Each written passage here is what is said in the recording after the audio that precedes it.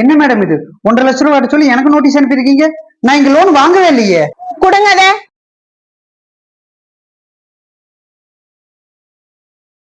நீங்க ராகுல் அப்படிங்கிறவங்களுக்கு ஜாமீன் கையெழுத்து போட்டிருக்கீங்களா லோன் வாங்குறதுக்கு? ஆமாங்க மேடம். அவர் லோன் கட்டவே இல்ல, ஓவர் டியூ ஆயிருச்சு, வீட்டை காலி பண்ணிட்டு ஊரை விட்டே போயிட்டாரு. சோ ஃபார்மாலிட்டி பிரகாரம் நீங்க தான் அதை கட்டணும். உங்க அக்கௌண்ட்ல 1,60,60,000 ரூபாய் இருக்கு, அதை நாங்க லாக் பண்ணிருக்கோம். நீங்க இந்த லோனை க்ளோஸ் பண்ணாதான் இந்த அக்கௌண்ட்டையே நீங்க ரன் பண்ண முடியும். மேடம் ப்ளீஸ் மேடம், அடுத்து வர எனக்கு நிச்சயம் மேடம். அந்த செலவுக்காகத்தான் வெளியில 1,50,000 ரூபாய் கடன் வாங்கி அக்கௌண்ட்ல போட்டுருக்கேன். அதை இப்ப நீங்க லாக் பண்ணிக்கிட்டீங்கன்னா எப்படி மேடம்? சாரி சார், நீங்க எங்கிட்ட பேசுறதுனால எந்த யூஸும் கிடையாது. ஹெட் ஆபீஸ்லயே உங்க அக்கௌண்ட்டை லாக் பண்ணிட்டாங்க. கொஞ்சம் கோஆபரேட்டிவ் பண்ணுங்க சார் ப்ளீஸ். சரி மேடம்.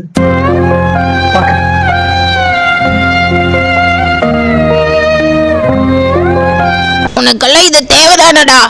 அறிவு வேண்டாம். ஆமா, அவ ஏமாத்த மாட்டா, ஒழுங்கா கட்டிடுவேன்னு நம்பித்தாமா நான் கையெழுத்து போட்டேன்.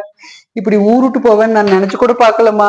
உனக்கெல்லாம் சொன்னா புத்தி வராது, பட்டாதான் தெரியும். இதையெல்லாம் கேட்டா எவனாவது பொண்ணு கொடுப்பானாடா உனக்கு? எதையாவது பண்ணி தொலை. நானே மனசு நொந்து போய் உக்காந்துருக்கமா.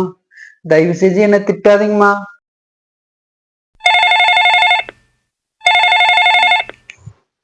ஹலோ சத்யண்ணா, நாங்க பைனான்ஸ்ல இருந்து பேசுறோம். சொல்லுங்கண்ணா. நீங்க உங்க கார் புக்கையும் ஆட்டோ புக்கையும் வச்சு ஒரு பையனுக்கு ஆட்டோ ஆபரேஷனுக்கு 60,000 ரூபாய் பணம் வாங்கி கொடுத்தீங்கல்ல, 10 மாசமா அவங்க ஒரு டியூ கூட கட்டல. அந்த பையனோட அப்பா அவரால முடியாதுன்னு சொல்லிட்டாரு. எனக்கு சீஸ் பண்ற தவிர வேற வழி இல்லைண்ணா.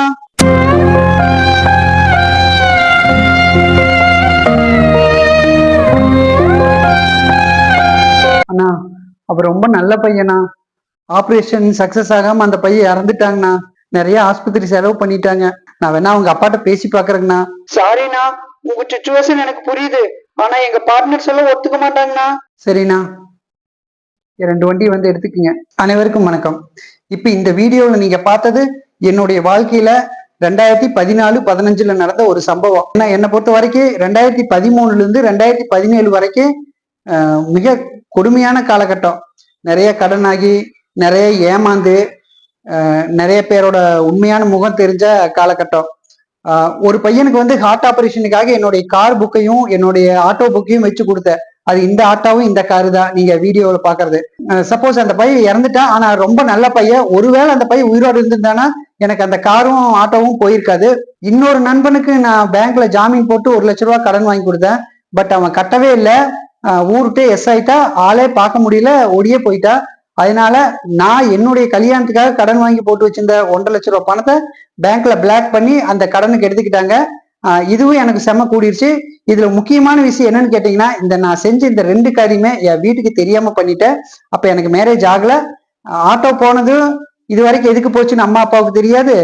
இந்த பேங்க்ல 1,00,000 ரூபாய் எதுக்கு போச்சு அப்படிங்கிறது அம்மா அப்பாவுக்கு தெரியாது. எங்க அப்பா இறக்குற வரைக்கும் அது தெரியாமயே இறந்துட்டாங்க. அதனால இப்ப நான் என்ன சொல்ல வர்றேன் அப்படின்னா, நண்பனோ வேற யாரா இருந்தாலும் தயவு செஞ்சு ஜாமீனுக்கு மட்டும் போயிடாதீங்க. இல்லைன்னு சொல்லி ஒரே மட்டும் சங்கடப்பட்டுக்கலாம்.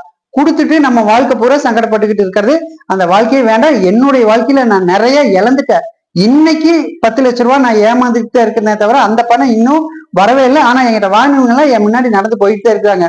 அந்த 1,50,000 ரூபாய் பையனுக்கு நான் கட்டினேன் பாத்தீங்களா, சமீபத்துல பேஸ்புக்ல அவனை பார்த்துட்டு நான் மெசேஜ் போட்டேன், உன்னால நான் இவ்வளவு இழந்திருக்கேன் அப்படின்னு சொல்லி நான் மெசேஜ் போடுறேன். அடுத்த நாள் என்னை பிளாக் பண்ணிட்டு போறான். இதுதாங்க உலகம். அதனால பாத்தீங்கன்னா, ஜாமீன் போடுறதுக்கு உங்களால முடியும், கடன் இல்லாம உங்களால அந்த பணத்தை நீங்க கட்ட முடியும் அப்படி நம்புனா போடுங்க. ஒருத்தரோட சூழ்நிலைகள் எப்படி வேணாலும் மாறலாம். அவங்க கட்டலாங்கிற எண்ணத்துல இருக்கல, ஆனா அவங்களோட சூழ்நிலை மாறிடலாம். ஒரு பையன் இறந்துட்டான் பாத்தீங்களா, அதுல என்னுடைய ஆட்டோவும் காரும் சீஸ் பண்ணிட்டு போயிட்டாங்க. அப்பத்த சூழ்நிலை என்னால அதை மீட்க முடியல. ஆனா எனக்கு என்னுடைய தொழிலுக்கு அந்த 2 ரொம்ப ரொம்ப நல்லா உழைச்சது. இப்ப நான் வச்சிருக்கிற ஸ்பிளண்டர் பைக்கும் போற வரைக்கும் இருந்துட்டு அதை எப்படியோ கஷ்டப்பட்டு நான் காப்பாத்திட்டேன். இன்னைக்கு நாம நல்லா இருந்தாலும் 2013 இருந்து 2017 காலகட்டம் என்னுடைய வாழ்க்கையில நிறைய அனுபவங்களை நான் கத்துக்கிட்டேன். இப்ப இன்னைக்கு நான் வீடியோ போடுறது ஒவ்வொன்றுமே இந்த சொத்து பிரச்சனையாகட்டும், குடும்ப பிரச்சனையாகட்டும், எல்லாமே ஓரளவுக்கு உண்மை சம்பவங்களை தான் நாங்க வந்து தொகுத்து எடுத்து போடுறோமே தவிர இப்படி எல்லாம் இருக்குது பார்த்து நடந்துக்குங்க. உதவி செய்யறதுன்னு போய் உபத்திரத்துல மாட்டிக்காதீங்க. நான் மாட்டிக்கிட்டேன். ஏன்னு கேட்டீங்கன்னா, ஒரு சூழ்நிலையில நான் தற்கொலை முடிவு கூட எடுத்தேன். அந்த அளவுக்கு எனக்கு கடன் போட்டு கழுத்து நெருக்குச்சு. எல்லாமே எனக்காக செஞ்ச செலவு கிடையாது. ஜாமீன் கையெழுத்து போட்டு வாங்கி கொடுத்தது, தொழில நம்பி ஒருத்தருக்கு சரக்கு அனுப்பி அவங்க என்னை ஏமாத்தினது, இந்த மாதிரிதான் எனக்கு கடன் ஆச்சே தவிர இறக்க மனசு பட்டதுனாலதான் நான் பயங்கர கஷ்டப்பட்டுட்டேங்க. அதனால நாம செய்யற உதவி உண்மையால் அவங்களுக்கு தேவையா அப்படிங்கறத மட்டும் பாருங்க. பசிக்குதுன்னு யாரு வந்தாலும் சரி, நீங்க சாப்பாடு வாங்கி அவங்களுக்கு வேண்டாங்க வேண்டாங்க கொடுங்க, அது தப்பே கிடையாது. ஆனா பண உதவி செய்யும் போது மட்டும் ஒரு தடவைக்கு 100 தடவை யோசிச்சு மத்தவங்களுக்கு செய்யுங்க. யாரோட சூழ்நிலை வேணாலும் எப்ப வேணாலும் மாறு, அவங்களோட சூழ்நிலை நம்மளையும் பாதிச்சிடக்கூடாது. நான் இந்த கடன்ல இருந்து எப்படி மீண்டு வந்த அப்படிங்கறதெல்லாம் இன்னொரு நாள் நான் கண்டிப்பா உங்களுக்கு சொல்றேன். ஆனா நாம கும்பிடுற கடவுள் என்னை கைவிடலைங்கிறத மட்டும் தெளிவா சொல்லிக்கிறேன். நன்றி.